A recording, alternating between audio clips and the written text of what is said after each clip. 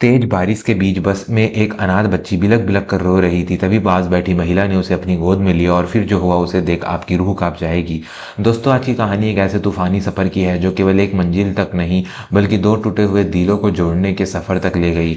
यह कहानी है दिल्ली से देहरादून जा रही एक वॉल्वो बस की। सावन का महीना था और बाहर मूसलाधार बारिश हो रही थी। रात के करीब 11 बज रहे थे। बस के अंदर ज्यादातर यात्री अपनी सीटों को पीछे करके नींद की आगोश में जा चुके थे, लेकिन बस की सीट नंबर 12 और 13 पर एक अजीब सी बेचैनी थी।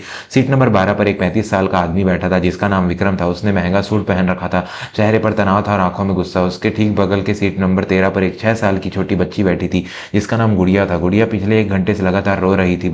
उसकी सिसकियां अब चीखों में बदल चुकी थी। वह बार बार अपनी सीट से उठने की कोशिश करती और विक्रम उसे झिड़क कर वापस बैठा देता। बस के बाकी यात्री भी अब परेशान होने लगे थे। पीछे की सीट पर एक बुजुर्ग ने कहा, अरे भाई साहब, बच्ची को चुप कराओ, ये क्यों इतना रुला रहे हो, क्या परेशानी है इसे? विक्रम ने चिढ़ते हुए जवाब दिया, मैं कोशिश ही तो कर रहा हूँ काका जी, अब क्या गला घोट दूं इसका? चुप ही नहीं हो रही है, सर दर्द कर दिया है इसने मेरा। विक्रम का लहजा इतना रूखा था कि बुजुर्ग चुप हो गए। गुड़िया फिर से रोने लगी, मुझे मम्मी के पास जाना है, मुझे घर जाना है। मामा आप गंदे हो। विक्रम का पारा चढ़ गया। उसने गुस्से में हाथ उठाया और जैसे बच्ची को मारने वाला हो, चुप कर, एक शब्द और बोला तो यही बस से नीचे उतार दूंगा, कब से नाटक कर रही है? गुड़िया डर के मारे सहम गई और उसका रोना और तेज हो गया। विक्रम ने हाथ हवा में ही था कि तभी पीछे की सीट से एक हाथ आया और विक्रम की कलाई को मजबूती से पकड़ लिया। विक्रम ने झटके से पीछे देखा। वहां एक साधारण सी साड़ी पहने लगभग 40-42 साल की एक महिला खड़ी थी। उसके चेहरे पर एक अजीब सा तेज और आंखों में ममता थी, लेकिन इस वक्त उन आंखों में विक्रम के लिए गुस्सा था। उस महिला का नाम सावित्री था। सावित्री ने विक्रम का हाथ झटकते हुए कहा, शर्म नहीं आती? फूल जैसी बच्ची पर हाथ उठाते हो, मर्द होकर एक 6 साल की जान को डरा रहे हो। विक्रम ने करते हुए कहा, आप अपने काम से काम रखिए मैडम, यह मेरी भांजी है, मैं इसके साथ जो चाहूं करूं, आप बीच में बोलने वाली कौन होती हैं? सावित्री ने बिना डरे बहुत ही शांत लेकिन कड़क आवाज में कहा, रिश्ते में तुम इसके मामा होगे लेकिन व्यवहार तो जल्लादों वाला कर रहे हो।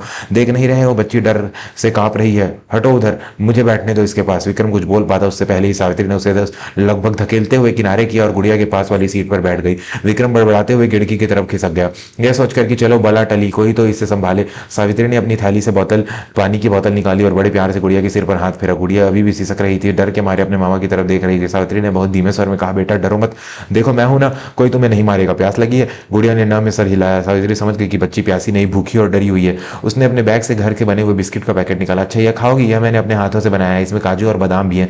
गुड़िया ने पहले झिझकते हुए सावित्री को देखा, फिर धीरे से एक बिस्कुट उठा लिया। जैसे ही सावित्री ने उसे अपनी गोद में लिया, गुड़िया जो पिछले 4 घंटे से पत्थर जैसे सीट पर बैठी थी, उसे एक माँ की गोद का एहसास हुआ। वह सावित्री के सीने से लग गया और कुछ ही पलों में उसकी सिसकियां बंद हो गई।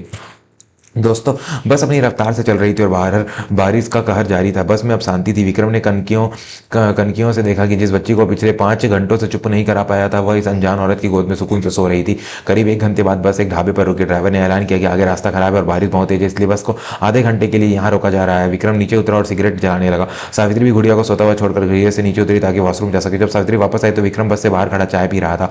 सावित्री उसके पास गई और पूछा, भाई साहब बुरा मत मानिएगा, लेकिन यह बच्ची इतनी डरी हुई क्यों है और इसकी माँ कहाँ है? इतनी छोटी बच्ची को आप अकेले लेकर कहाँ जा रहे हैं? विक्रम ने एक गहरी सांस छोड़ी। उसका गुस्सा अब ठंडा हो चुका था और चेहरे पर थकान थी। उसने कहा, इसकी माँ यानी मेरी बहन और जीजा जी दोनों पिछले हफ्ते कार एक्सीडेंट में नहीं रहे, अनाथ हो गई है। सावित्री के हाथ से पानी की बोतल लगभग छूटते छूटते बची। उसने अविश्वास से पूछा, हे भगवान, इतना बड़ा अनर्थ, तो आप इसे कहाँ ले जा रहे हैं? ननिहाल? विक्रम ने नजरें चुराते हुए कहा, नहीं, मैं एक बिजनेसमैन हूँ, मैं अकेला रहता हूँ, मेरी शादी नहीं हुई है, मुझे बच्चों को संभालने का कोई तजुर्बा नहीं है, मेरी लाइफ स्टाइल बहुत अलग है, मैं इसे पाल नहीं सकता, इसलिए इसे देहरादून के एक बहुत बड़े बोर्डिंग स्कूल में छोड़ने जा रहा हूँ। मैंने वहाँ बात कर लिया, हॉस्टल में रहेगी, पढ़ेगी, मैं खर्चा उठाता रहूंगा। सावित्री सन्न रह गई। उसे अपने कानों पर विश्वास नहीं हुआ। उसने गुस्से और अफसोस से मिले भूले भाव से कहा, हॉस्पिटल 6 साल की बच्ची जिसने अभी 7 दिन पहले अपने माँ बाप को खोया है, उसे आप हॉस्टल में फेंकने जा रहे हैं? इसे अपने वक्त खिलौनों या किताबों की नहीं, एक सीने की जरूरत है जिससे लिपट कर वो अपना गम हल्का कर सके। आप कैसे मामा है? विक्रम ने झंझलाते हुए कहा, तो मैं क्या करूं, मेरी मीटिंग्स होती हैं, टूर होते हैं, घर पर कौन देखेगा इसे? वो नौकरों के भरोसे छोड़ दूं? आप क्या बोलना आसान समझती हैं, पालना बहुत मुश्किल है। सावित्री ने विक्रम की आंखों में देखा और कहा, पालना मुश्किल नहीं होता भाई साहब, अपनाना मुश्किल होता है। आपने इसे अभी तक दिल से अपनाया ही नहीं है, सिर्फ एक बोझ समझ रहे हैं। इससे पहले कि विक्रम को जवाब देता, ड्राइवर ने हॉर्न बजाया, चलो भाई चलो, आगे लैंडस्लाइड चट्टान खिसकना की खबर है, हमें जल्दी निकलना होगा वरना रास्ता बंद हो जाएगा। सब लोग जल्दी जल्दी बस में चढ़े। विक्रम भी चढ़ा और अपनी सीट पर बैठ गया। सावित्री ने देखा गुड़िया जाग चुकी थी और अपनी सूजी हुई आंखों से इधर उधर देख रही थी। सावित्री ने उसे फिर से अपनी गोद में लिटा लिया। वीडियो में आगे बढ़ने से पहले अगर आपको भी लगता है कि परिवार से बढ़कर दुनिया में कोई दौलत नहीं होती, तो इस वीडियो को लाइक करके चैनल को सब्सक्राइब जरूर करें। दोस्तों, सफर फिर शुरू हुआ, लेकिन कुदरत को शायद कुछ और ही मंजूर था। बस मुश्किल से 20 किलोमीटर आगे गई होगी कि अचानक जोर का झटका लगा और बस रुक गई। बाहर घुप अंधेरा था, पता चला कि आगे पहाड़ दरक गया है और पूरा रास्ता जाम है। पीछे भी गाड़ियों की कतार लग गई थी। अब बस ना आगे जा सकती थी ना पीछे। कंडक्टर ने बताया, साहब रास्ता खुलने में कम से कम 10 से 12 घंटे लगेंगे, शायद कल दोपहर तक ही रास्ता खुले, आप लोग यहीं बस में आराम करें। बस का एसी बंद कर दिया गया क्योंकि डीजल बचाना था, पहाड़ी इलाका था। थोड़ी ही देर में बस के अंदर ठंड बढ़ने लगी। गुड़िया ने ठंड से ठिठुरना शुरू कर दिया। विक्रम ने अपना कोट उसे उड़ाया, लेकिन ठंड इतनी ज्यादा थी कि गुड़िया का शरीर तपने लगा। उसे बुखार चढ़ गया। विक्रम घबरा गया। उसने गुड़िया का माथा छुआ, वह आग की तरह तप रहा था। अरे इसे तो बहुत तेज बुखार है, डॉक्टर, यहाँ कोई डॉक्टर है? विक्रम चिल्लाया, लेकिन उस सुनसान जंगल के बीच रात के 2 बजे कौन डॉक्टर मिलता। गुड़िया बुखार में बड़बड़ाने लगी, मम्मी पानी, मम्मी। विक्रम के हाथ पांव फूल गए। उसके पास पैसे बहुत थे, क्रेडिट कार्ड थे, लेकिन वहां इस जंगल में वो सब रद्दी के कागज के बराबर थे। वह लाचार होकर अपनी भांजी को देख रहा था। तभी सावित्री ने अपनी शॉल निकाला और गुड़िया को अच्छे से लपेटा। उसने अपने बैग से बाम की डिब्बी निकाली और गुड़िया के माथे पर और पैरों के तलवों पर मालिश करने लगी। सावित्री ने विक्रम से कहा, घबराओ मत, मेरी पानी की बोतल में थोड़ा सा पानी है, मुझे दो। सावित्री ने अपने रुमाल को गीला किया और गुड़िया के माथे पर पट्टियां रखने लगी। वह पूरी रात बिना एक पल सोए उस अनजान बच्ची की सेवा करती रही। कभी उसके हाथ दबाती, कभी उसे अपनी छाती से लगाकर अपनी शरीर की गर्मी देती। विक्रम बस उसे देखता रहा। उसने देखा कि कैसे एक अनजान औरत, जिसका इस बच्ची से कोई खून का रिश्ता नहीं है, वह एक माँ की तरह तड़प रही है। सुबह के 5 बजते बजते गुड़िया का बुखार उतर गया। वह गहरी नींद में सो गई। सावित्री ने आंखें लाल हो चुकी थी, लेकिन चेहरे पर सुकून था। विक्रम ने धीमी आवाज में कहा, मैं पूछा, आप पूरी रात नहीं सोई, आप क्यों इतना कर रही हैं? हम तो अजनबी हैं। सावित्री ने खिड़की से बाहर झांकते हुए, जहां अब हल्का उजाला हो रहा था, कहा, दर्द का रिश्ता खून के रिश्ते से बड़ा होता है भाई साहब। 10 साल पहले एक ऐसे ही हिस्से में मैंने अपने सब कुछ खो दिया था। मेरे 5 साल का बेटा और मेरे पति बस एक्सीडेंट में चले गए। मैं बच गई दुर्भाग्य से। विक्रम सन्ने रह गया। सावित्री ने अपनी नम आंखों से को पोंछते हुए आगे कहा, तब से मैं हर साल हरिद्वार और ऋषिकेश जाती हूँ अनाथालयों में सेवा करने। मुझे लगा था मेरा ममता का सोता सूख गया है, लेकिन आज जब इस बच्ची को देखा तो लगा मेरा बेटा मुझसे कुछ कह रहा है। इससे मुझे मेरा खोया हुआ परिवार दिखा। विक्रम की आंखों में आंसू आ गए। उसे अपने व्यवहार पर इतनी गिलानी हुई कि वह नजरें नहीं मिला पा रहा था। जिस बच्ची को वह बहुत समझकर फेंकने जा रहा था, उस बच्ची के लिए एक अनजान महिला ने अपनी रात काली कर दी। दोपहर के 12 बजे रास्ता खुला। बस देहरादून बस स्टैंड पर पहुंची। सफर खत्म हो चुका था। विक्रम ने अपना सामान उठाया। गुड़िया अब ठीक थी और उसने सावित्री का हाथ कसकर पकड़ रखा था।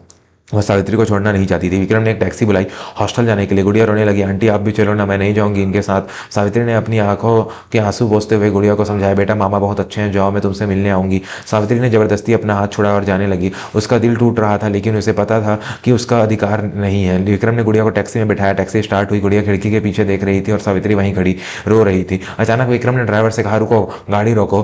विक्रम टैक्सी से उतरा और दौड़कर सावित्री के पास गया। सावित्री हैरान होकर उसे देखने लगी। विक्रम ने हाथ जोड़कर कहा, मुझे माफ कर दीजिए सावित्री जी, मैं बहुत बड़ा पापी हूं जो अपनी ही बहन की इस निशानी को अनाथ करने जा रहा था।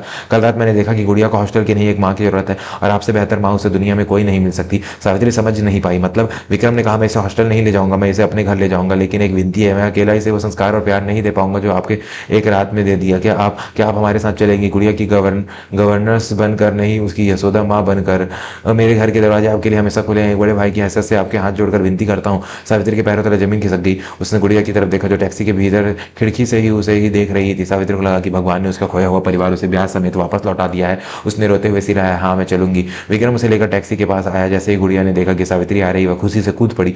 माँ आप आ गए। उस दिन गुड़िया के मुंह से निकला माँ शब्द सुनकर विक्रम और सावित्री दोनों रो पड़े। विक्रम ने देहरादून के उस हॉस्टल का एडमिशन कैंसिल करवा दिया और वे तीनों वापस दिल्ली के लिए रवाना हो गए। दोस्तों समय बीतता गया। सावित्री के गुड़िया को इतना प्यार दिया कि वह अपने सगे माँ बाप के गम को धीरे धीरे भूल गई। विक्रम ने सावित्री को अपने घर की मुख्य सदस्य का दर्जा दिया।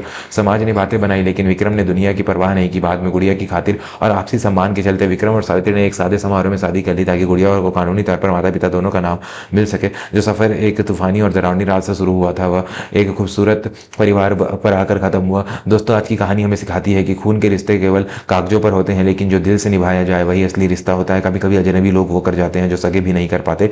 अगर आपको सावित्री की ममता और विक्रम का फैसला पसंद आया हो तो कमेंट में जय हिंद या माँ जरूर लिखें।